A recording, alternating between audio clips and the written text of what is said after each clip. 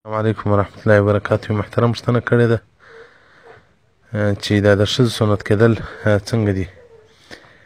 محترمه، زموږ مذهب د امام ابو حنیفه رحمة الله علیه او د امام مالک صاحب رحمة الله علیه مذهب دا دی چې د ښځې په حق کې سنت کېدل مندوب دي، سنت نه دي، یعنې ښه کار دی.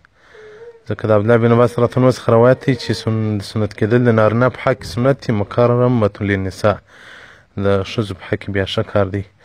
حدیث امام احمد په مسند جلد 5 صفحه 15 کې ذکر کړی دا، او امام بهقي رحمة الله علیه په خپل سنن کې صفحه جلد 8 صفحه 325 کې ذکر کړی ده. او دغه رنګه په عربو کې دا رواج وه، په عجم کې نه و. دغه کیفیت هم شریعت ذکر کړی ده چې د ښځې سنت کېدل هغه هم په کوچنیوالي باندې، ځکه وایي دا هلته بیا په جمعه کې لذت خوند دي چې هغه د ښځې په رحم کې لکه فقهای کرام وایي چې هغه لکه د چرګ سر داسې یو ټوټه غوښه د هغه پرې کېدل دي.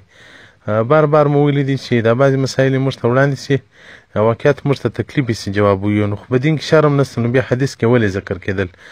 نو کله کله دا بعض خلکو باندې شرعي مسله یې دی درنه پرېوځي، نو هغه زموږ عذر ته قبول کړي، موږ د دین باندې مکلف یو چې دین ورسوو خلکو ته. موسوعة الفقهیه جلد 19 صفحه 20 دې ته مفصل بحث ورکړی ده.